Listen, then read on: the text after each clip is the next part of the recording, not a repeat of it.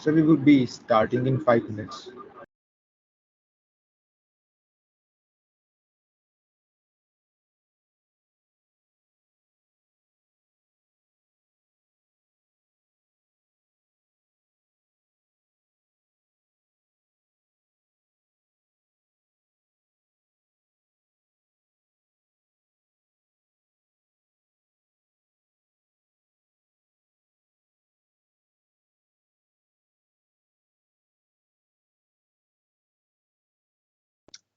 Sorry, just checking. Can everyone hear me okay?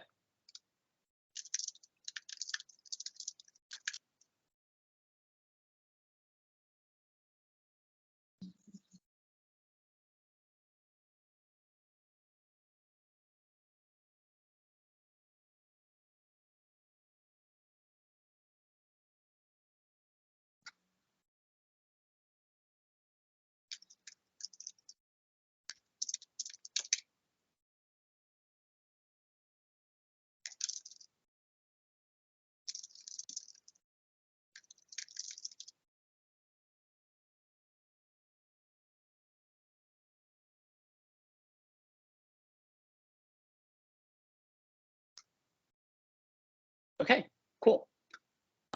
Then I do want to respect everyone's time. I know that it is pretty late on your end, so thanks so much for making the time. Can everyone see my screen? Just wanted to check that you can see the presentation that I've got.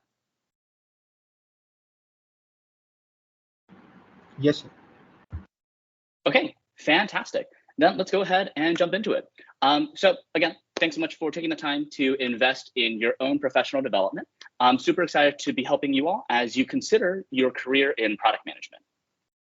So what we're going to be doing for the next hour or so, right, is we're really going to be focusing on how to prepare for product management interviews effectively. And so throughout this talk, our goal is to learn how do we understand the problems that our hiring managers on the other side of the interview, what are the problems that they have? Because then that way, when we understand what challenges they have, we can then solve those problems for them. And when we solve those problems for them, then they're a lot more excited to work alongside us. We're also going to talk about how to structure an interview answer, as well as how to make sure that you have a compelling response when you're chatting with folks throughout the interview process. And so by doing so, this will help you stand out in front of hundreds or thousands of product management candidates. Something that's very true, unfortunately, is that these days, when people apply for roles, there might be more than 2,000 applicants for any single role, right? So it's really important that we know how to stand out. And by understanding how to interview, we'll feel a lot more confident, a lot more comfortable, and a lot more secure when we're going through the interview process. And that also then ultimately helps us be a lot more likely in terms of getting that PM job offer. So just in terms of, sorry, I'm lagging a little bit on my side. If I can just get this to not lag, that would be great. Great, so I'm gonna introduce myself real quick, and then what we're gonna do is we're going to dive into what that end-to-end product management interview process looks like, right? Kind of what is it that you can expect, how many rounds there might be.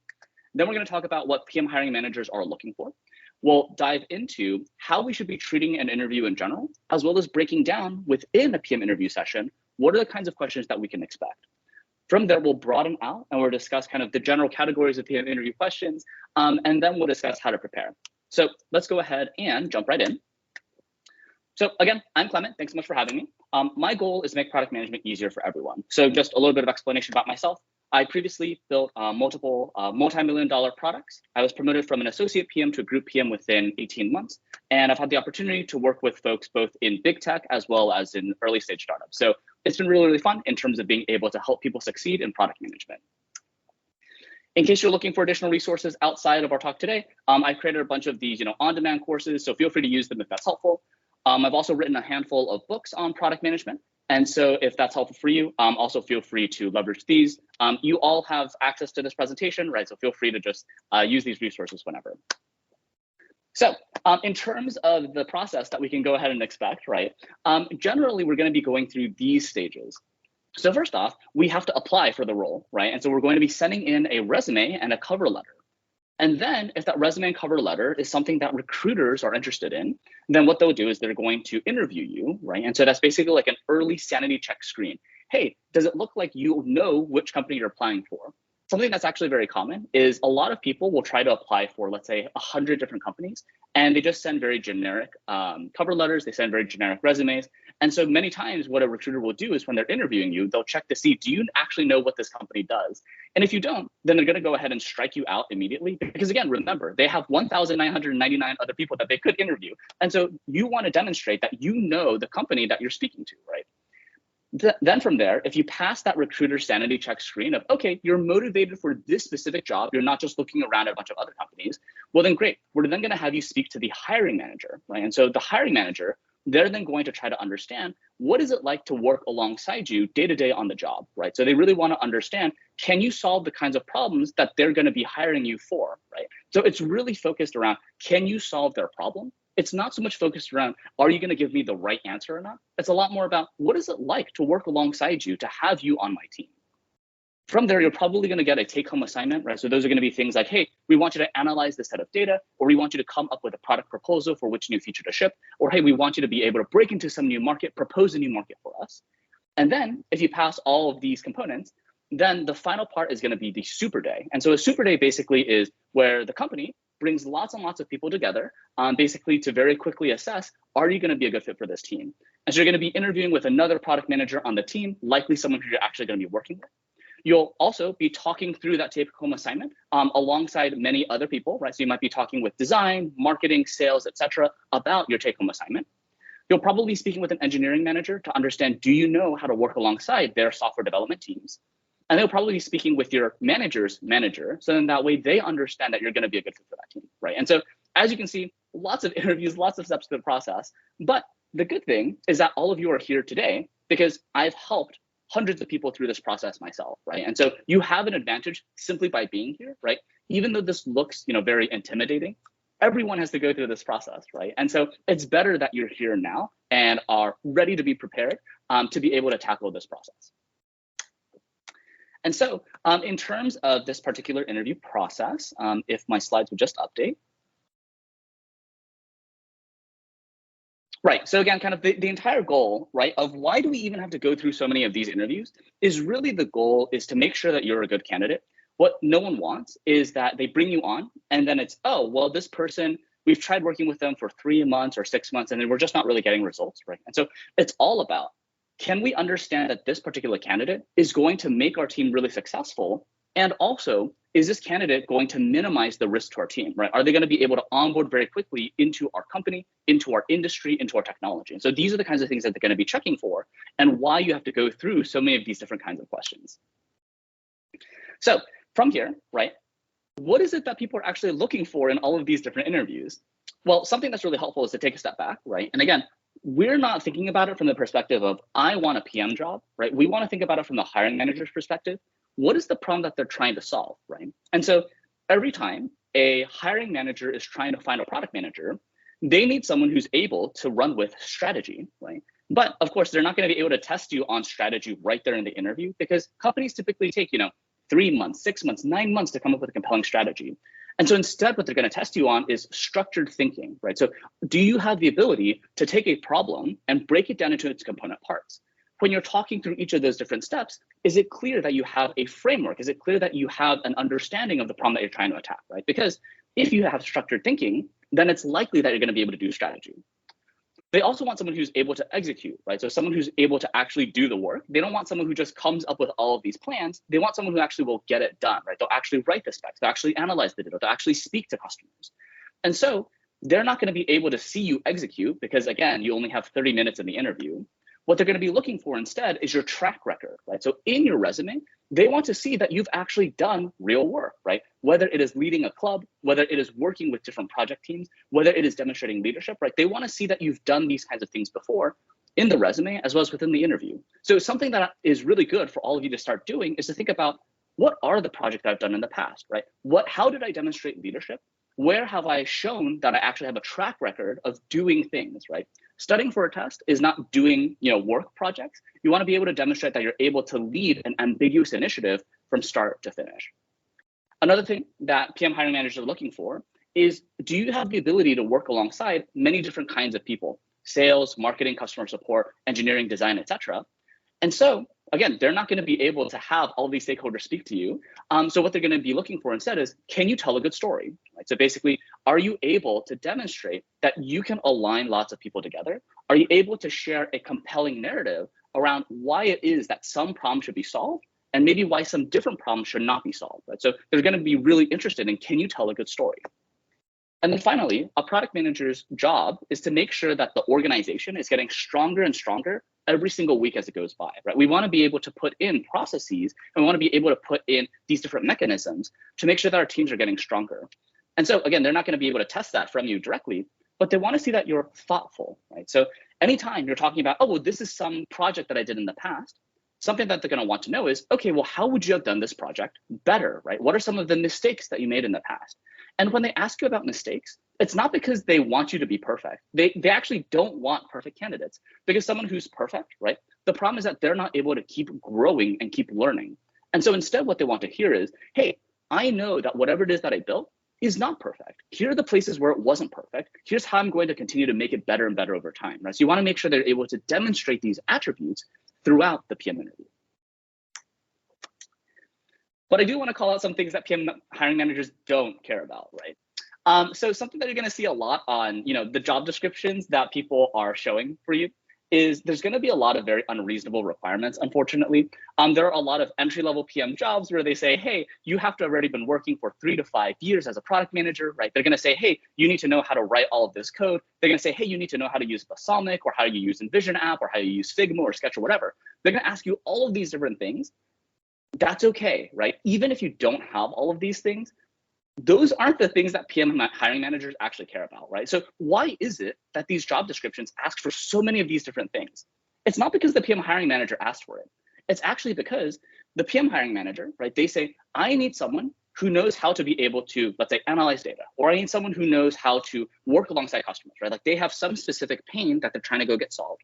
And so they create this very basic initial job description. And then they hand it over to a recruiter, right? And a recruiter, these recruiting teams, they have all of these different best practices. They speak with many other recruiters in the industry. And what they see is, oh, well, our competitors, they say that their PM should have this much experience. So they say, oh, well, these other people are saying that we need to be able to looking for all these things, right? So they say, hey, you need to have an MBA, you need to have all these different certifications, blah, blah, blah, blah. That's not what the PM hiring manager actually cares about, right? And so even if you don't feel like you're able to meet all of the different requirements on a job description for a product management role, you should still go ahead and apply, right? Because they're trying to see, are you able to actually solve our problem? It matters a lot less whether you actually have those skills or not, right? And so as a very real example, when I was originally a group product manager and I'd only been working for 1.5 years and I was moving to a different company, something that they said is, hey, Clement, you need to have 7 years of experience. And I only had 1.5 years. But many of the other candidates that were interviewing, they had 10 years, 12 years, and all of those people were rejected. But they wanted to speak to me, even though I only had 1.5 years of experience. And I thought that was kind of weird. Why is this the case? And in speaking with the recruiter and speaking with the hiring manager, I realized that the reason why they put in this requirement is because they wanted people who had launched new business lines before, right? There are many different kinds of product management. Some people launch new business lines. Some people grow existing businesses. Some people work on very technical platforms internally. Some people work on e-commerce. Some people work on mobile apps. There are all these different kinds of product management. And they wanted someone who had launched new businesses before. And the problem is they didn't know that there are people who are specialized doing exactly that. So before, as a group product manager, I had only launched new businesses for that entire 1.5 years. And so I had a lot more specific experience for their problem than a lot of the other candidates who were coming in with 15 years, 20 years of working experience. And so they chose me because I was able to solve that pain. And so again, it's okay that you don't match the job description at 100%, right?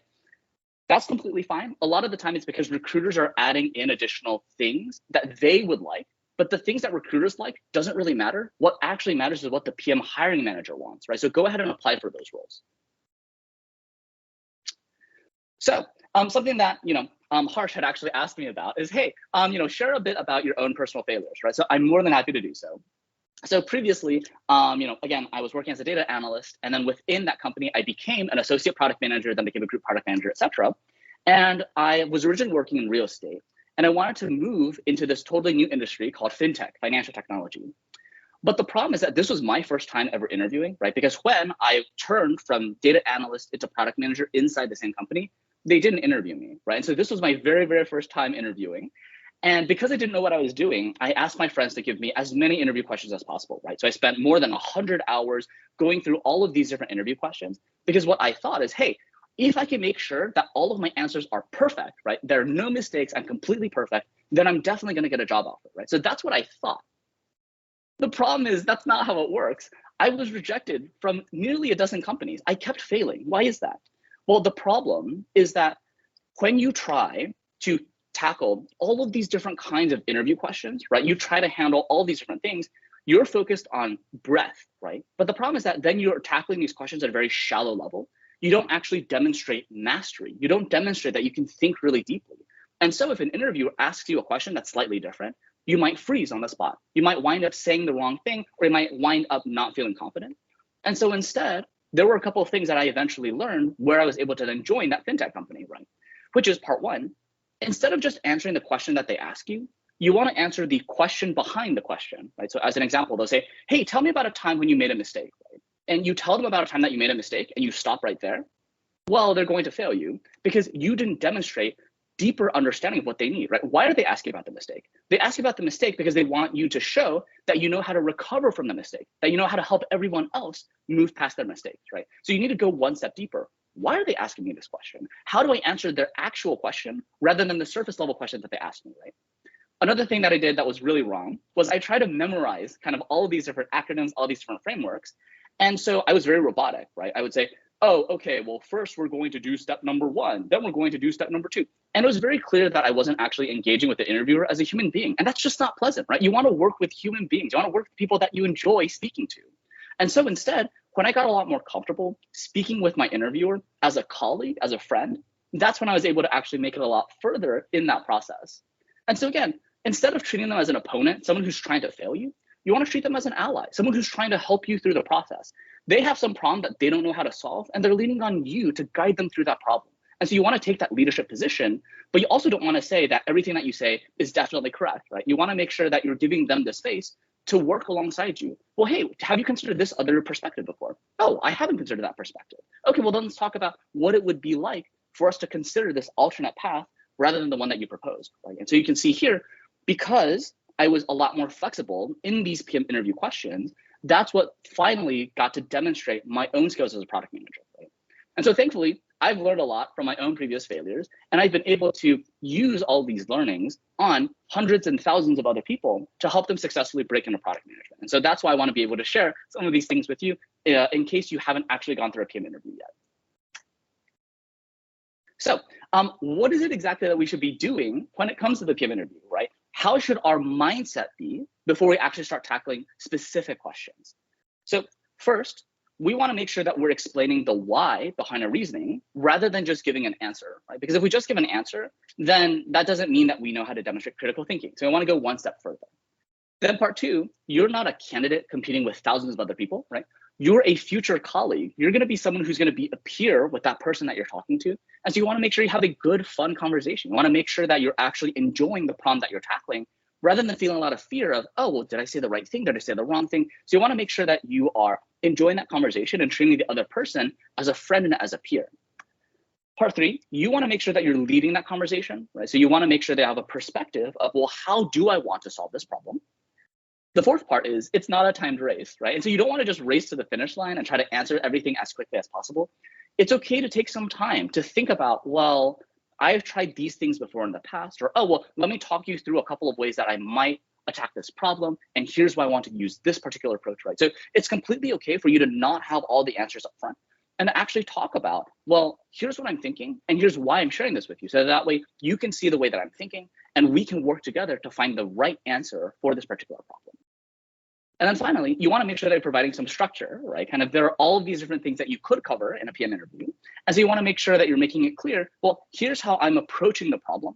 So then that way people can work alongside you, right? So let's go ahead and dive into each of these first principles. So the first thing to keep in mind is that there is never a single right answer for any PM interview question, right? There are many different possible answers for a PM interview question. For example, should we launch this new product or not, right? Or should we acquire a competitor or not? Or, hey, should we launch this feature or not? You could say yes and you could say no, and it doesn't really matter whether you say yes or no. What actually matters is why you think that, right? And being able to explain your reasoning.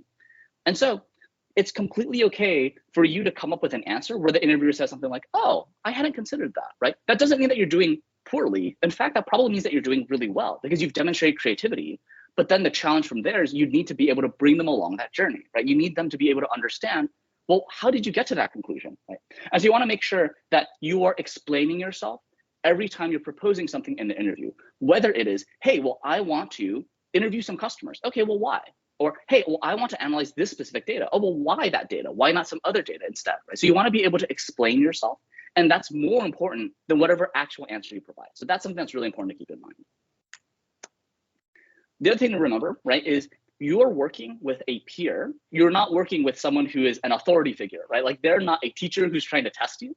They are trying to work alongside you. They have some problem and they want you to be able to help them solve it, right? Think of yourself almost like a consultant or as an expert, someone who's coming in to help them with a problem, right? And so they have all this context about a problem, but you're the one who's going to lead them through this issue, right? And so you're going to provide the structure and the critical thinking, and then they'll help guide you with the information that you don't know yet. So as an example, hey, well, I propose that we launch this feature. And then that person might say, oh, well, we actually launched this feature in the past, and here's why it didn't work. Well, oh, okay, now we can use this context to come up with an even better answer. Oh, well, instead of this feature, what about this other feature instead, right? So that's why we want to be able to work alongside them. Because if you come in with fear and you say, oh, well, I want to launch this feature, but I don't know if you launched this feature before in the past, and so I'm not really sure what I should be doing, then you get really paralyzed, right? Then you're not able to actually have this genuine conversation with someone. So don't come into the interview with a lot of fear, right? Treat the other person as just a friend that you're having coffee with and that you're really excited about trying to solve some product problem that they have. Then another thing to keep in mind is you want to make sure that you're taking ownership of the conversation, right? And so as you're working through whatever question that they have, it is completely okay to ask questions. In fact, you probably should ask questions because they'll purposely give you questions that are kind of vague and it's just very unclear what you should do. And so you should go ahead and ask those questions. As an example, someone might tell you, hey, our product is not doing so well right now. What would you do next? Okay, well, that's really broad. I don't really know what any of that means. So first, let's define, what does it mean by not doing well? Is it that we don't have, we're not acquiring a lot of new users? Is it that our current users are not staying on the platform? Is it that we have a lot of users, but they're not monetizing? Or is it that we have all this revenue, but we're not able to drive profits off of it, right? And so it's really important that we define, what does it mean by not doing well, right? And then from there, oh, well, what is it? When did this stuff start happening, right? Kind of, was it something that just suddenly happened over a weekend, or was it something that has been happening over the past 3 years? Because those are really important information for you to know to be able to solve the problem, right? So it's completely expected for you to ask more clarifying questions. Don't feel bad about asking those questions. It's important that you do so, right? And again, it's completely fine for you to say something like, oh, okay, well, this is a really interesting problem. I just want to take 2 or 3 minutes to get my thoughts down on paper, right? And to make sure that you actually have a piece of paper next to you so that way you can actually take down your notes and structure your thoughts to attack the problem. And again, what you want to do, right, is you want to take the lead. And so it's okay for you to say, well, I believe that we should go in this direction, and then explain why to the interviewer rather than asking for permission, right? So don't say, okay, well, what do you think I should do next, right? The interviewer will not tell you what to do next because you're the one who should say what to do next, right? And so I've seen a lot of candidates where they'll say, oh, okay, well, I'm not sure what I should do here. Interviewer, what do you want me to do next, right? And that's just not helpful because it doesn't demonstrate leadership. And so if you're not sure what to do next, you can propose. You can say, well, I think we should do this next, but I just want to check in with you. Does that make sense? Right? And then that way you demonstrate a lot more leadership. You demonstrate a lot more ownership for that conversation. And then if this slide would just update. Again, I apologize for the lag. Microsoft Teams just doesn't work well on a Mac, unfortunately. Great. So again, we don't want to race to the finish, right? We want to make sure that you're approaching the problem thoughtfully, right? So don't just spit out the first answer that you think of. Ask, well, is it true that this answer makes sense? What are some of the other questions that I haven't answered yet, right? So every time someone asks you a question about the product, right, you want to work backwards. Well, what is it that the company is trying to do, right? Is the company trying to take market share away from competitors? Is the company trying to break into a new market? Is the company trying to grow an existing product? What is it that the company cares about?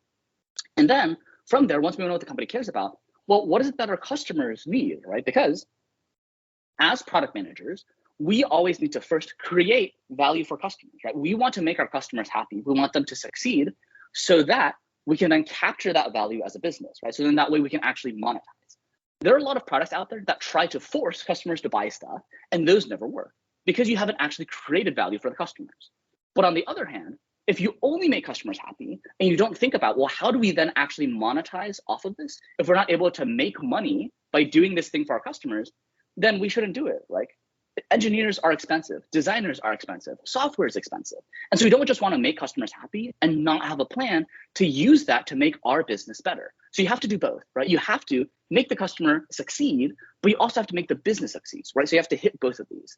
And so then you as the product manager, you need to find that ability to create that value for customers, right? Solve for them, but then also solve for the business and capture that value. So again, don't answer the question immediately, right? Something that I've seen before is someone might say something like this. Hey, Clement, you are now the product manager for Gmail. What is the next feature that we should ship? And I've seen people actually do this. Oh, I use Gmail a ton. Well, something that I think is really important is that we should use generative AI because it's something that's really cool and everyone else is doing it. And then they just stop the answer there, right? They don't explain why. They don't discuss which customer they're solving for. They don't discuss why Gmail is there, how it creates value for Google, right? They haven't actually solved the problem. You want to understand, well, for Gmail, are we trying to solve for business users? Are we trying to solve for students? Are we trying to solve for people who aren't as tech savvy? Who are we solving for, right? And then what is it that Gmail cares about? Do we want to get more users? Do we want to be able to surface more ads to our current users? And then from there, once you identify, oh, this is the problem that we solve for customers, here's how we're going to solve for the business, then you can say, oh, well, now we should use generative AI because it creates all this value for these customers. And then we can capture that value for the business in terms of additional subscription revenue or additional ad revenue, right? And so you want to make sure that you're not just saying the feature. You want to understand which customers are we solving for and how that's going to make the business stronger, and then share why your feature helps make both of those things happen, right? So don't just jump to the end, explain yourself, right? Take the time to think through the problem. And then finally, just make sure that you are explaining yourself, right? I've already said this before. There are a lot of different ways that a conversation could go for a PM interview, right? And so you want to make sure that you're bringing people along the journey, right? So as you're going through, it's totally okay to ask, hey, does this make sense to you? What are some of the questions that you might have? You want to make sure that you address them, right? Because again, you're working together. It's a group project, right? They don't have a right answer. You don't have a right answer. It's a group project where we're trying to find the answer together. And then as you're going through it, you want to make sure that you're identifying, oh, well, first I want to understand this part of the problem. Then I want to understand that part of the problem so that I can give you this answer, right? So you want to be able to clarify for them. And the reason why is because that way they can jump in and help you, right? Then they can say, oh, well, actually, before you do any of that, here's some valuable information that you didn't know about before, right? So the more you can give them something to react to, the more that they're going to be able to help you succeed. Okay, so here's kind of all of like the general best practices for PM interviews. Now what I want us to do is, if this would just go ahead and update.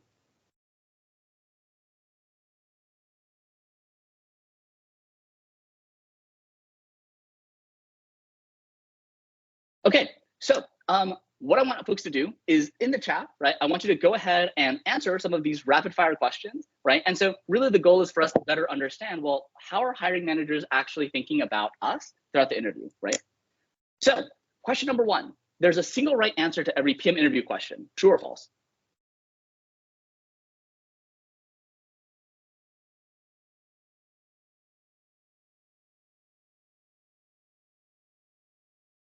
Okay, great. All of you are getting it correct, right? There's no such thing as a single right answer.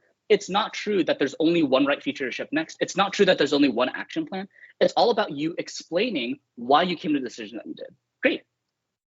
Okay, second question. Interviewers expect you to use a very specific framework. So you have to use all of these steps from start to finish. It has to be something like the circles method, or it has to be something like the pursuit method. You have to use a very specific framework to answer any question, true or false.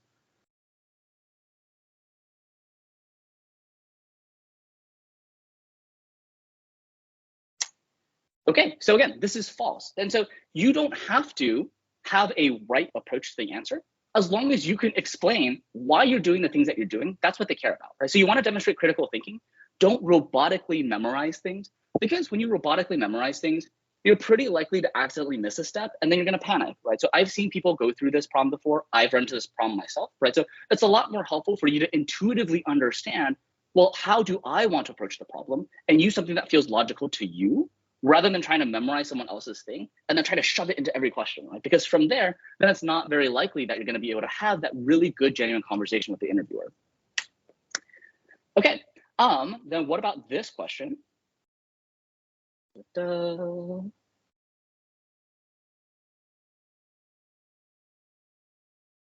Sorry, give it one moment.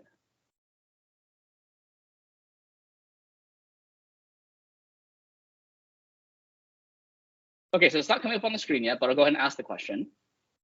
As you go through the PM interview, if you stutter, right, kind of if you accidentally make a verbal mistake, you're going to fail the interview, true or false?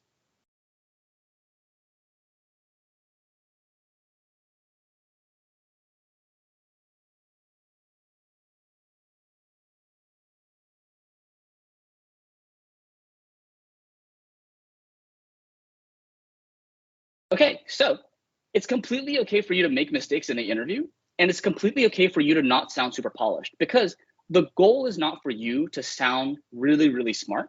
The goal is for you to work together to solve a problem, right? And so this actually is a little bit counterintuitive, because what a lot of recruiters might tell you is you need to sound really confident, you need to sound really polished, but that's not what the PM hiring manager cares about.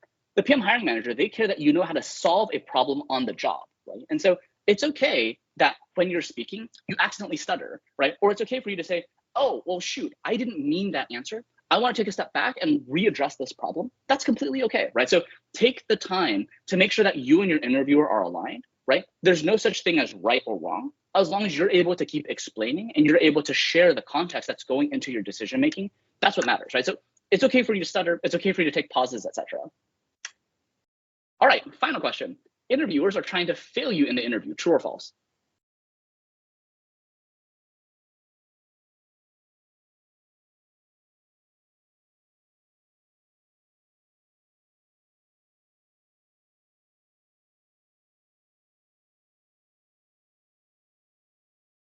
Okay, lots of split opinions here. So they actually don't want to fail you, and here's why.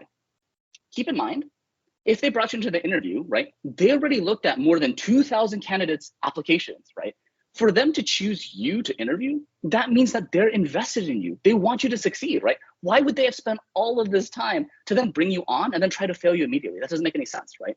When someone is interviewing you, it means that they already have some confidence that you might be able to help them succeed. And so they want you to succeed, right? So remember that they are not a teacher. They're not an authority. They're not trying to test you. That's not the point.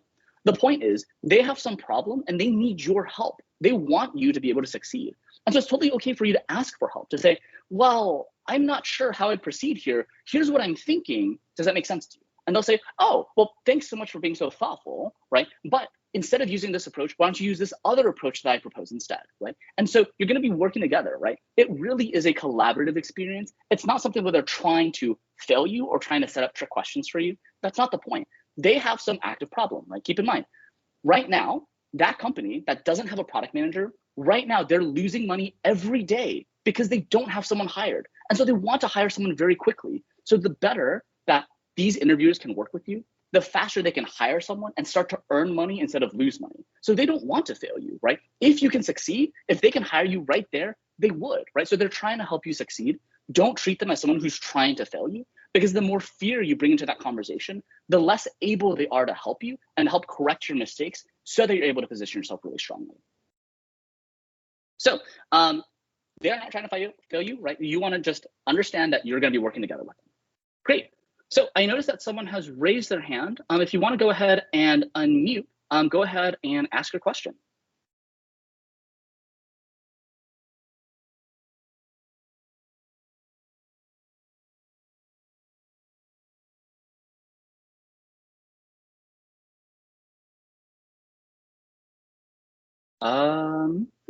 Okay.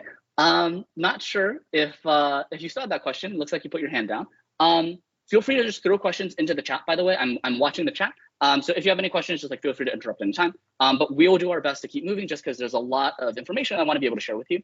The other thing too is, even if we don't get through everything here today, you have this slide deck, right? And so that way you're going to be able to leverage the information in here. So don't feel like you need to take all of these notes, right? Or feel like you have to memorize anything. This is meant as a resource for you. Okay. So now for the next section, let's go ahead and again, so sorry about the technical issues here. Just like Microsoft Teams just doesn't play well with Apple products. Everyone knows that. So we will get there in just a second once it loads.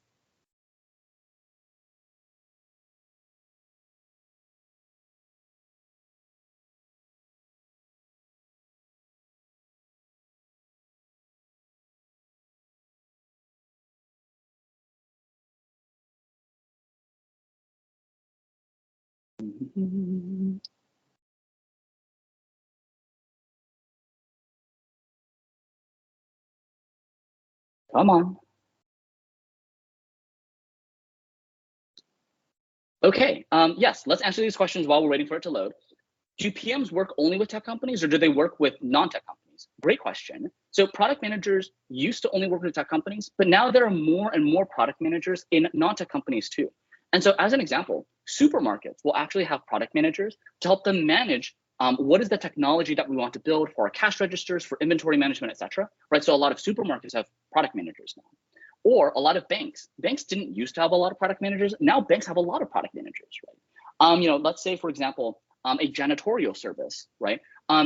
Janitors have to be able to plan their trips. They have to be able to manage all the different inventory that they have. They have to be able to deal with regulation. Now they need product managers, right? Lawyers, in the past, they didn't really need product managers because a lot of it was paper-based. But now we want to be able to manage all the inbound customers. We want to make sure that we are managing kind of all like the different, knowledge that we need to be able to run a law firm, right? And so now they actually need product managers. And so a lot of industry that did not need PMs now need PMs, right? So no matter what your current background is, there is likely some company out there that is looking for a product manager in your current area of expertise. Is the project required in an interview? So the answer is it depends. A lot of times for bigger companies, they're not going to ask you for projects. But for a lot of smaller companies, because they want to see someone who has the hands-on experience doing things, they're going to ask you to actually tackle something as part of the interview. So they'll say, hey, we are currently trying to launch a new loan product. Should we launch a personal loan, a credit card, or an auto loan? And so then they're going to ask you to walk through that project. But a clarification is whether you're interviewing for a large company or a small company, you do not need to have been a PM before. You do not need to have like a technical project before. You don't have to know how to code. You don't know how to build a mobile app. Instead, what you have to do is you have to be able to demonstrate that you know how to find a customer problem, you know how to solve it, and you know how to be able to create value for some organization, right? So even if you are, let's say, a student club leader, if there's some event that you run, right? Well, then you want to identify, why did we run this event? What problem are we trying to solve for attendees? And then how did doing this make our student club stronger? And then that demonstrates that you know how to tackle these problems, even if you didn't build any software, right? So there's that. And then for the role of the PM in non-tech companies, the entire goal of the product manager is basically to take that technology that they're using and help people be able to do a lot more with it, right? To help them be a lot more productive. And so many times a non-tech company might say, we want to break into some new market and we just don't know what technology to use. Well, then you're going to work with them to say, oh, well, maybe we need, a customer relationship management system, or maybe we need some sort of customer service platform. And you're going to work with them to basically spin up that technology and then make sure that they're able to do that business thing, right? A lot of nonprofits are also looking for product managers right now because a lot of nonprofits are trying to implement technology for the first time, right? So that's really kind of the role there. Okay, so unfortunately, we've only got 20 minutes left because of all of the lagginess on my side. I'm super sorry about that. That is my fault. But let's go ahead and try to cover as much as we can here. In general, right, one of the things that I mentioned earlier on is you're going to be going through lots of different PM interview sessions, right? You're going to have one session with a recruiter, one session with a hiring manager, and then during the super day, you're going to have a session with the engineering person, one session with the skip manager, one person with a peer PM, etc. So for each of these interview sessions, you can expect that you're going to cover these 4 pieces. You're going to need to introduce yourself, right? Then you're going to need to solve a problem for them. Then you're going to need to talk about your past track record through a behavioral question. And then they're going to give you some time to ask them questions, right? So all 4 of these pieces will come up in every interview that you do as a product manager. So in the introduction, when they say, hey, Clement, tell me about yourself, don't just tell them about yourself, right? Don't just say a bunch of things that you hope are maybe interesting. Instead, focus on how you can help that company succeed, how you can help them solve that problem. Right? And so this is real. I have made this mistake very early on in my career. In the past, one of the ways that I introduce myself is, hey, well, so my parents, they immigrated from Taiwan to the United States. I have a younger brother, and I'm just really excited about product management. Okay, well, imagine that you're the hiring manager and you're trying to figure out, do I want to hire this person to solve a problem on the job? You hear all this personal stuff and you just think, I don't know. I'm not really sure that this is the right person, right? And so you don't want to share a lot of personal details. That's not the point. You want to tell them the information that will help them hire you, right? So you want to tell them, you want to pitch them, you want to sell them on how you're going to solve their problem. And so this makes a lot more sense. Well, I'm currently a business major, right? So then now they know, oh, well, you know how to do business thinking. And last summer, I shipped a mobile app as part of a hackathon, and I served all these users. And now I think, oh, well, you know how to build technology. And so because I've shipped a new app in the past, I know that you're currently trying to ship a new app. And so I want to help you ship new apps. And so before we even got into any part of the conversation, in these 2 minutes, in this very quick intro, the hiring manager already thinks, wow, you already know how to solve my problem, right? They're going to want to work with you to help you succeed, right? So the introduction is really important. You want to make sure that you're pitching them, right? You're telling them why you're going to help them succeed instead of just sharing random facts about yourself, right? So that's really kind of the goal of your introduction. And you're going to have to introduce yourself over and over again, right? So it's okay if you feel like you're being really repetitive of like, I've said the same thing 6 times for the same company.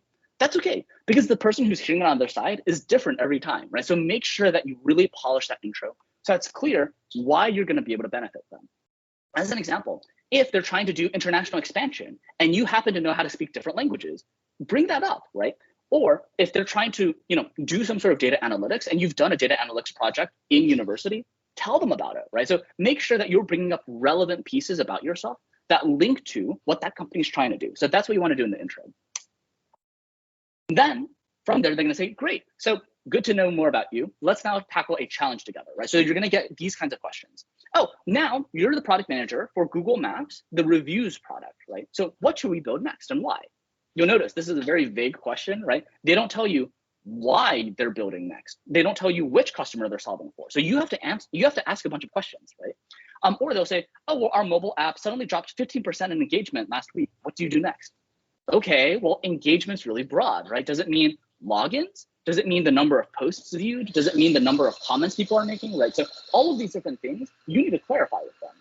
Or they might say, hey, tell me about your favorite product. How would you improve it, right? And so you want to make sure that you clarify, what does improvement mean, right? Are you trying to break into a new market? Are you trying to serve more users? Are you trying to get your current users to succeed more, right? So these are the kinds of questions that you're going to get. And so again, make sure that you structure your thoughts, right? Don't just answer the question right out of the gate. Take your time and start from the user's perspective, right? What is it that the user is struggling with? How do we help them succeed, right? So that's how we want to think through that piece. After that, then they want to understand your past track record, right? So I already mentioned before in the past, they want to see your ability to execute. So they're going to ask you about your past experiences. Hey, tell me about a failure that you had. Tell me about a recent conflict that you had. If you could improve something about yourself, what would that be? What is your superpower? What is one of your strengths, right? So they're going to ask you all of these things about you and your past experiences. And here, what you want to do is you want to be able to tell a strong story, and you want to also demonstrate that you know how to keep improving over time, right? And so don't just tell people, oh, I failed, and then stop there. You want to take it one step further. Even though I failed, here's how I fixed the failure. Here's how I prevented more failures like this in the future, right? So you want to go one step beyond. Or if someone says, hey, what are you good at? You tell them about what you're good at, right? But you can't just stop there. You have to say, but here's how I'm getting better at other things too, right? Here's how I'm practicing all these other skills and why you should invest in me, why I'm going to make your company stronger because I keep growing and growing, right? So you want to be able to take it one step further. Don't just answer the question behind the question, right? So if they say, tell me about a recent argument you had, don't just tell them the argument. Tell them how you solved it, and then tell them how you generally solve arguments in the future, right? So that's what you want to be able to do in these behavior type questions. And then finally, they're going to say, hey, it was super great chatting with you. I want to leave you 3 to 5 minutes for you to be able to ask me any questions, right? And so here, you don't just want to ask super basic questions like, hey, how much will you pay me? Or hey, how much do I have to work? Or hey, who's the founder of this company? Or hey, what industry is this company in? These are all kind of obvious or like not really, it doesn't really demonstrate that you're going one step further. Instead, you want to ask questions as though you're already working there. Because the more that you assume that you're working there, the easier it is for them to see you doing that job, right? So, hey, what challenges do you expect as we, so say we, right? Not you, say we, because we're doing this together. As we grow the product team, as we hire more PMs into the team, what are some of the challenges that you might run into? how can we solve them together? Right? And so that way you're already demonstrating, I'm a part of your company already. I'm already helping you succeed. Right? You can say, hey, for this PM role, 6 months from now, how would we know whether we're succeeding on this product? Right? Or hey, what markets are we going to expand into next? Why did you pick those markets, right? And how can I help you be more successful in breaking into these markets? Right? So you want to ask questions that assume that you're already there and that you're trying to help them succeed even more. And it demonstrates that you are thinking proactively, trying to solve their problems. Okay, so unfortunately, we have run close to out of time. I do want to make sure that I'm giving all of you time to be able to ask questions. And so again, you've got all this information to use later on, just generally speaking, so that you see what else is in this deck, right? So I'm going to talk through in the rest of this deck. There are one set of questions called product sense questions, which is all about how would you build new features, right? How do you create value for customers? And then how do you capture that value for the business? Then there's a totally different set of questions called product execution questions. And those are really focused around being able to analyze data and being really comfortable with analytics. Right? So that's the other thing. And then finally, there's behavior questions where you're going to talk about your past experiences, right? So these are generally the kinds of questions you're going to tackle. Just real quick, big companies will generally have similar questions. Small startups, they tend to ask really interesting or really different questions because this might just be the first time that they hire for a PM. So if you are applying for a lot of different startups, expect to get very different kinds of questions, right? Like you might get brain teasers, you might get estimation questions, but just keep in mind that if you're applying for large companies, they're probably not going to ask you brain teaser questions. They just want to see your past working track record, right? So just keep this in mind. Interviews at like different kinds of companies will just be generally different because they have different experiences in knowing how to interview. I'm going to skim through this real quick. Again, don't memorize, right? When I say, hey, here are some steps that you can take to structure a problem, use that as a suggestion, and then think about how you can change that suggestion for yourself, right? So as an example, if someone says, hey, we suggest that you dress business casual to the job, they're not going to tell you it has to be a blue shirt with a collar and at least 4 buttons, right? It's not that strict, right? It's a lot more, hey, this is generally what we expect. And as long as you can generally do things in that direction, you're going to generally be okay. Right? So something they're going to see later on is I'm going to show you, hey, here are all these different steps that you can use to attack some problem. But I'm not telling you to memorize them, right? Like I want you to think for yourself and say, well, Clement, I don't agree with that step. I want to change this step. I want to add this step. I want to remove this step. Go for it. Totally do that, right? You should be the one in control here. You're the one who's using your own thinking, your own experience, your own expertise to drive that interview process, okay? So just don't memorize stuff, right? Just like instead focus on having logic that makes sense to you. Because if it makes sense to you, then you're going to be able to explain to other people and it's going to make sense to them. So over here, there is basically this sheet that shows kind of all the different kinds of questions that there are. We're not going to get into it. There's just too much to cover, unfortunately, because if we covered it, it would take hours and hours and hours. And so we just can't do that, unfortunately. So I'm going to go ahead and skip through this and get us to the end. So again, the whole thing about the PM interview is going to test you on all of these different kinds of skills. And that's completely okay, right? Have that fun conversation with them and show that you're eager to learn these new skills, right? And just remember that there are going to be a lot of interviews and it's going to be kind of a tough journey, but it's rewarding, right? And the thing is, the reason why I have to ask so many questions is just because it's a really important job, right? Like being a product manager is no joke. You are using the company's most expensive resources, engineers and designers, and you're trying to build out new revenue, new business lines, right? And so that's a lot of risk. And so they want to make sure that you're a good candidate, which is why they're asking you all these questions. But them asking you is not a test, right? They're not trying to fail you. They just want to see, can you work through all these different challenges? Right? And so knowing how to practice these different kinds of questions is going to help you get to that finish line. Just keep in mind though, that like, even if you get the offer, something that's just really true and something that's really unfortunate is knowing how to interview is not the same as knowing how to do things on the job, right? And so we're not going to be able to cover this today, unfortunately, right? But we do have some resources that you can use to help you be able to onboard onto the job, right? So how do I write a product spec? How do I analyze data? How do I come up with a roadmap? How do I estimate work? How do I come up with project plans? We cover all of those things outside, right? So like you can use that. A lot of times, once you get hired by a company, they actually give you a budget that you can use for you to be able to train yourself, right? So once you're hired, you want to be using external resources to help you be able to onboard a lot faster to the job, right? So keep that in mind, right? Whether you use ours or whether you use someone else's, I don't really mind, right? But just keep in mind that once you get on the job, many times you get a budget to be able to invest in yourself. make sure you use that budget to get stronger at on-the-job work, because PM interviews are super different from PM on the job, right? So just keep that in mind. Okay, fantastic. So we've got 8-ish minutes left. So I'm going to go ahead and open up for questions. As we do that, just a couple of things that I wanted to share. In case it's helpful, I go a lot deeper into PM interviews here. So feel free to use a discount code that I'm providing, right? Just like makes it easier for you. You don't have to use it, right? Just like this is if it's helpful for you. Also, if you need help with your resume, we also cover that. And so just like, here it is, feel free to use it, not a big deal, right? So yeah, so let's go ahead and open it up for questions. What can I answer for you all? What are some of the things that you'd like me to cover in these last couple minutes together?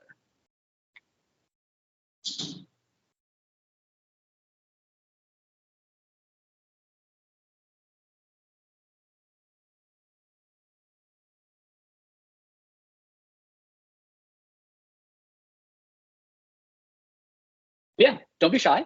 And of course, if you don't feel comfortable asking in front of a group, you've got my email right here, right? Just send me an email. I'm more than happy to answer. But yeah, what is on top of people's minds, right? Kind of any questions about like what PM on the job looks like? Any questions about, how long the PM recruiting process might take? Any questions about, resume best practices? Like what are some of the questions that you have about product management? How can I help?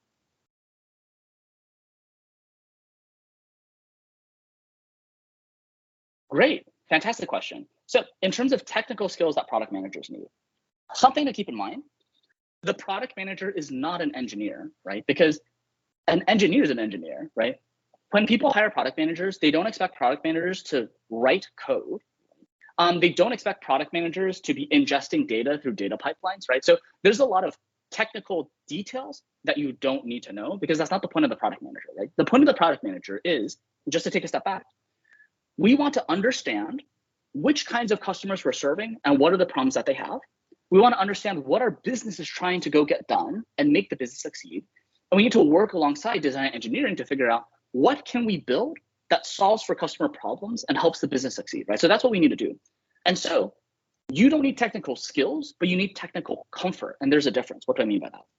What I mean is, you don't need to know how to write an API. You don't need to know how to set up like an API server or whatever, but you do need to understand what are APIs, right? An API, an application programming interface, is a way for one program to talk to another program. And the only reason you need to know this as a product manager is because you are working with all of these different pieces of software that are talking to each other, right? And so you need to know that, well, hey, we will need to work with engineering to create APIs so then these different things talk to each other, right? Like you need to be able to understand that piece, but you don't need to understand, oh, well, we need to have, when we use this post method, it has to have these parameters. Like that's not the point.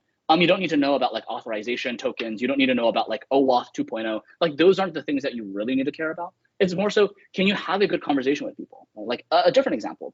Product managers need to generally understand that when people are going through software, right? Every time people are moving through software, you are basically creating data, you're saving that data. And then as the user is moving through the product, then you're like manipulating that data, right? And so that data has to go somewhere. And so that somewhere is a database, and the database is in the back end, right? But no one's telling you that you need to be able to spin up, a NoSQL database, right? Or like a MySQL database. No one's telling you that you need to understand like the different foreign keys between tables. No one's telling you that you need to know how to shard databases. No one's telling you that, hey, you need to know how to optimize queries for runtimes. And so those are not the kinds of things that you need to know, but you do need to generally know that, hey, when we're creating these different user workflows, we need to capture this information somehow. And we need to make sure that the information that we capture isn't bad information, right? So as an example, hey, I want to ask Clement, the user, as he's going through, I want to ask Clement for his phone number. Oh, well, as I'm going through that phone number, what if Clement types A into the phone number, right? Well, we should not let him do that, because if his number is, 12345A789, then that's not a phone number, right? So you want to work with engineering to say, hey, let's make sure that people can't type letters into the phone number box. Right? And so that's kind of the technical effort that's the technical comfort that you need to have of, hey, there are some things where there are particular data formats that we should be thinking through of like what kinds of information is okay, what kinds of information is not okay, right? And be able to have that conversation with engineers. But you don't need to talk through, hey, are we going to need to store this on like the user object model or the activity object model or on the event object model or on like, the profile object model, right? Like you don't need to know that stuff. And so hopefully that answers your question in terms of how technical is. You need to be able to have a thoughtful conversation with design and engineering in plain English to be able to share this is what our customers need. This is what the business needs, but you don't need to actually do their job for them, right? So you don't need to know from a design perspective, hey, what is kerning? Hey, what are the different font families? Hey, what are the different like cut points for mobile responsive? Those don't matter. But you need to be able to tell them, hey, we have some customers that use the mobile web version. And so we need to make sure that when the screen gets really small, it looks good. But there are also people who are using the desktop version. And so when the screen looks big, it needs to look good. And so you need to be able to have those kinds of conversations, really kind of the goal there. So in terms of companies preferring freshers to be PMs at the start, great question. Different kinds of companies care about different things. And so there are also different kinds of roles that also require different things. So most of the time, associate product manager roles, rotational product manager roles, so these are ones that Google, Facebook, Intuit, Microsoft, et cetera, offer, they generally prefer new graduates. And the reason why is because they want to be able to mold you into their perfect employee, right? Like they want you to think the way that they do. And so for very early stage PM roles, right, they want people who are new grads. But when they're looking for someone to do something very advanced from a product perspective, we want you to launch a new business line. We want you to be able to drive product growth. A lot of things where, you're not really going to be trained. They don't really want new graduates. Even if those new graduates are like out of MBA school, they don't necessarily want that. And the reason is because they want someone who's already gone through the problem in the past, right? And so if you're already currently working as a professional, let's say, right, like let's say that for some reason, we don't have a PM job right after we graduate, right? Like this was me, like I was not a PM like right when I graduated. That's okay. You're just not going to be able to really get like, you're not going to be able to get rotational jobs or like, like associate PM jobs, but you are more likely to be able to jump into kind of like a more senior role where you already have that industry knowledge, right? So let's say after you graduate, you become, let's say, an accountant, right? Well, you're more likely to become a product manager for an accounting product than you are a product manager for an e-commerce product, right? Because as an accountant, you know all the problems that accountants face. And so you can talk really thoughtfully about accounting. But on the flip side, you don't know anything about e-commerce. And so it's going to be really hard for you to be an e-commerce PM, right? And so something that's actually very true. Even here in the United States, a lot of our product managers, they happen to be domain experts in that particular vertical, in that particular industry, but they've never done product management before, but they pick that person to be the product manager. And that's because they know what problems the customer has. They know what the business is trying to go get done. And the only thing that they need help with is knowing how to work with design engineering. And that's totally okay. That's something that can be fixed, something that can be trained, right? So don't feel like, oh, it's the end of the world if you don't get a PM job right after you graduate.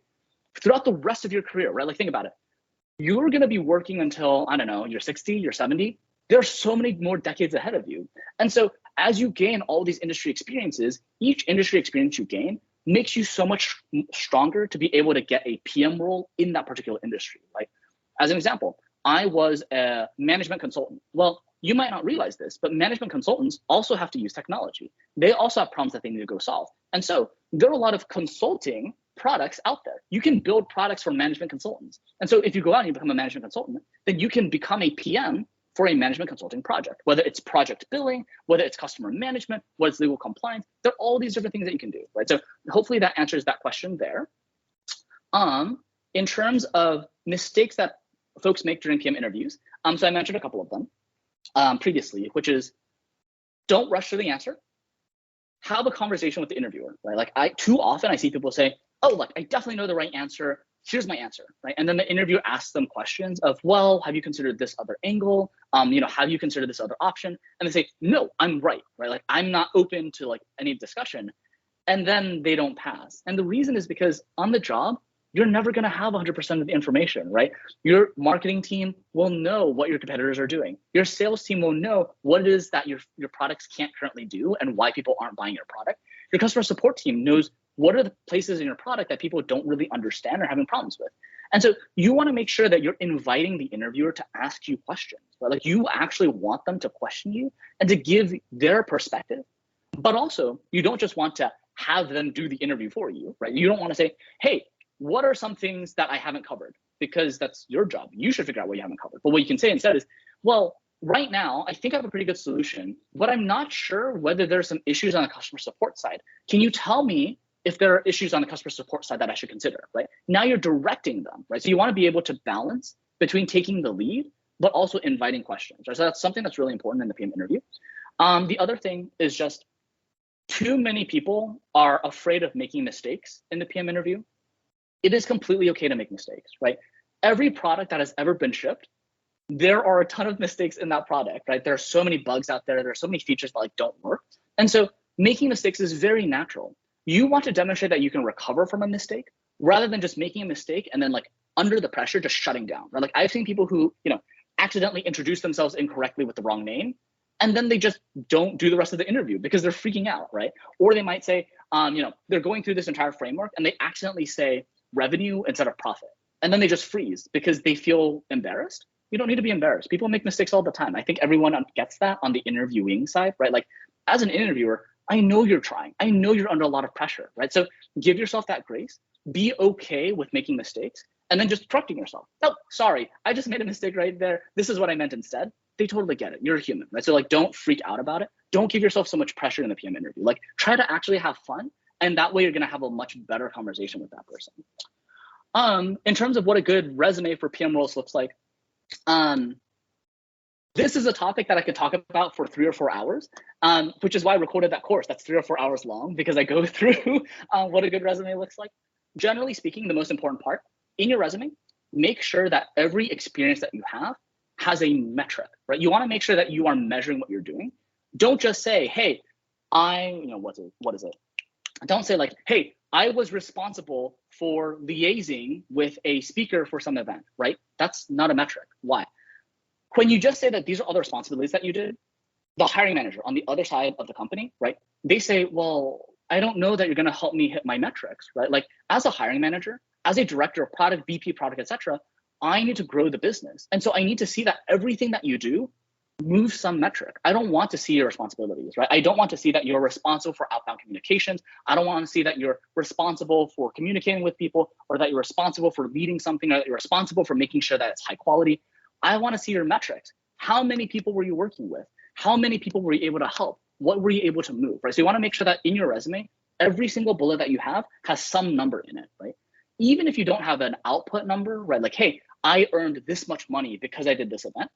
Then come up with an input number. Hey, well, we know that this market is generally this big, right? Or we know that our student population is this large. And so then that way you're showing that you're thinking in terms of metrics and that you're not just doing stuff for the sake of doing stuff, right? So make sure that in your resume, every bullet has a metric. That's one of the most important things that you can do.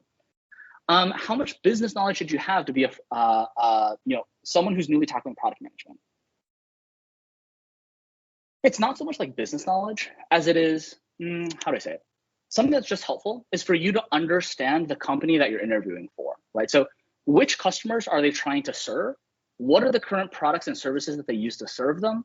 And then what do they want to do with their company in the future, right? Like, are they trying to expand internationally? Are they trying to use generative AI? Like, you just want to generally get like the company, and you're mostly okay, right? Like, no one's going to tell you that you need to come up with a business forecast. No one's going to tell you that you need to be able to come up with like a profit and loss statement. No one's going to tell you that you need to come up with, a product strategy document with like all of these different components. You don't need that much business knowledge, but you do need to understand who is the customer, who is the business, what is the product. Those 3 things are like the very basics that you need to make sure you have as you apply for those roles, right? And so like those are the kinds of things you want to watch out for. So there's that. Working as a PM in a startup versus a bigger company. In a startup, you're going to be doing a lot of things that are not product management, but you're the person who needs to make the product succeed, right? So I have done so many QA tests before. I have analyzed so much data. I have actually been the salesperson before. I quite literally spoke in front of customers to say, you should buy my product and here's why. And that's just because in a startup, there's not that many people who can do all these roles. And so you need to jump in and like get all that stuff done. In a much bigger company, like you will have like, user researchers who will help you understand what it is that your users are running into. You'll have sales teams who know how to position your product. But the difference there is when you're in a startup, you get to do everything. So you get to move super fast. In a big company, like let's say, Google, Facebook, Amazon, etc., because there's so many departments, sometimes it's super slow to get anything done. You need to get all of your different ideas approved and reapproved, and you have to share with all these different people, right? So in a startup, you have to do a whole bunch of work, which is, difficult, but you get to get all of that done yourself. You're not dependent on other people. In a large company, everyone else has their roles, but shipping products is a lot slower because you need to get everyone bought in. And so you're going to be doing a lot less like doing and a lot more coordinating, right? So like that's kind of like the core difference between large companies and small companies when it comes to product. So yeah, I do want to be respectful of people's time, right? Like I know that it is 5 minutes past. I know it's super late on all of you guys, and so I really appreciate it. I will stay on for 5 more minutes, right? So I'll stay on until like the 40 mark. So yeah, so if you need to drop off, please feel free to drop off. Do not feel like you need to stay. But I'll be here to answer a couple more questions. So yeah. Cool. So I'm going to keep going. Again, feel free to drop off. Thanks so much for coming. I really appreciate it. In terms of, a fresher who is not tackling management, right? The way to think about it is you want to know how to solve problems, and specifically problems for customers and problems for businesses. Like that's the thing that really matters, right? So as an example, let's say that you are applying for a real estate company, right? And let's say that you don't really know how real estate companies work, but you definitely understand how people try to rent houses or how people try to buy houses or how people try to sell houses. You at least understand the consumer. And so you want to think about, well, what are some of the things that are really challenging for them? Like as an example, hey, when I am trying to rent a house, I need to apply to rent. And every time I have to apply, I just have to keep putting in the same information over and over and over again. This is my name, this is my ID number, this is how much income I make, here's how much my expenses are, here's how many roommates I have, here's whether I have pets or not. That's all really annoying to have to keep doing over and over again. And so something that could be really helpful is if we build some sort of feature where people just have to put this in once, and then they can apply to all of these different landlords all at the same time, right? And so you don't need to know that on the landlord side, they have all of these different algorithms to calculate like how much the rent should be and how to manage occupancy. That part doesn't matter because you're at least solving for the customer. On the flip side, let's say that you really understand the business side of the house, but you don't necessarily understand like the customer side of the house. So let's say for example, consulting, right? The way that consulting generally works is companies have all of these consultants, and then they have these like billable hours, right? Basically, we staff Clement and 2 other people to some company, and then for every hour that they work, the customer pays us, right? And so then from the company's perspective, how would we make this better? Oh, well, something that is sometimes challenging is we don't know how much of Clement's time is being taken up by other projects. Well, what if I'm able to build something that helps us track what projects everyone's tackling and how much work they're putting in? And then that way we can see, hey, well, actually, Bobby doesn't have a lot of hours this week. And so now we can deploy Bobby to these other customers and be able to earn revenue that way, right? So now you're solving from the business perspective. And so like that's another way that you can do things. And the third way is if you happen to be technical and you happen to not be very strong on the business side, then you can think about things from like a technical / design perspective of, hey, I know that if I build this feature, right, then people can like do these kinds of things that they weren't able to do before. How might that be helpful for customers? How might that be helpful for businesses, et cetera? And so just generally speaking, right, kind of your 3 angles into product management are 1, from the customer side, right? So how do you make customers' lives better? 2, from the business side. So how do you make the business more successful? Or 3, from the engineering and design perspective, how do I make their lives better? Whether it's, we're able to write automated test cases that makes it a lot easier for people to ship code a lot faster. We have, mobile validation frameworks to make sure that when we are getting approvals to the App Store or to the Play Store, that, those approval cycles are a lot faster, right? So no matter what your expertise is, find a way to align it either with the designers and the engineers, the business or the customer side, and then that will help you. And it doesn't really matter what major you are, right? And so I think one of the core misconceptions is people think, oh, you have to have this particular background to be a product manager, and that's not true. You probably cannot guess this, so I'm not even going to ask like a poll on like what you think my major is. I'm just going to tell you. My major is biology, right? Like, what does biology have to do with product management? I quite literally looked at like cells in a microscope. I dissected fish. That has nothing to do with product, right? But because I'm able to think very scientifically, I was able to demonstrate that value to companies, right? A lot of computer scientists make really good product managers. A lot of lawyers make really good product managers, right? Back at Blend, where I used to be working, we actually had a lawyer become a product manager because we had a product that was very law oriented. And because she was a lawyer that knew all of the laws, she said, I'm just going to be the product manager for this, right? And so it doesn't matter what your major is. It doesn't matter what you're currently studying.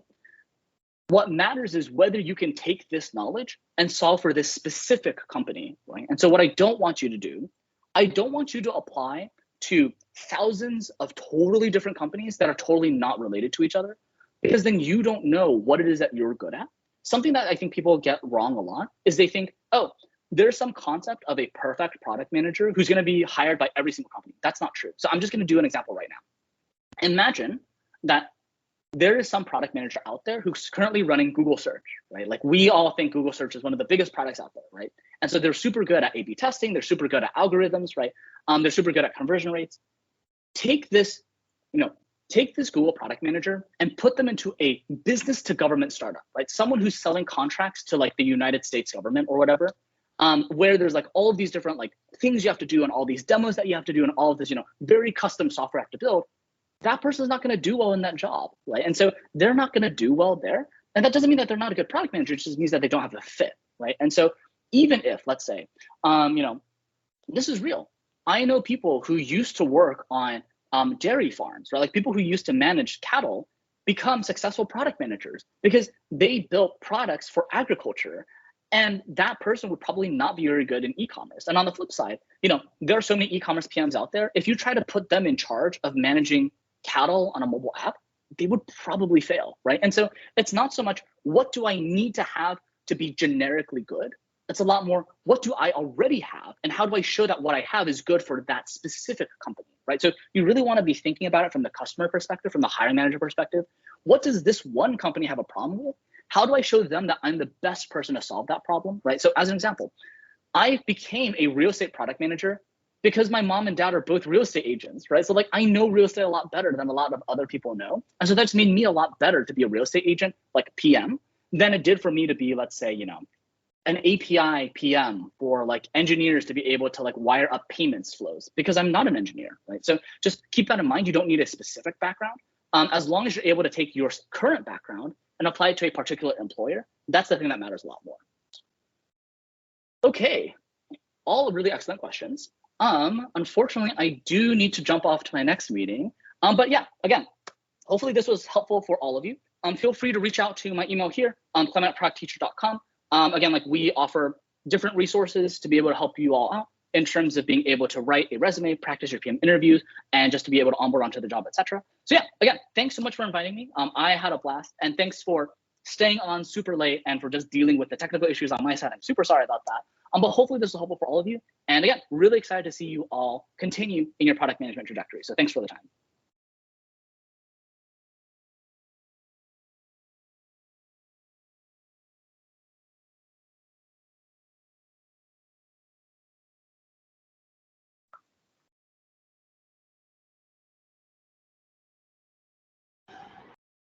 So now we have come to the conclusion of this session. I extend my gratitude towards you on behalf of ESET IIT Guwahati for sharing such great words of wisdom. I wish you all the best for your future and an incredible journey ahead. Thank you, sir.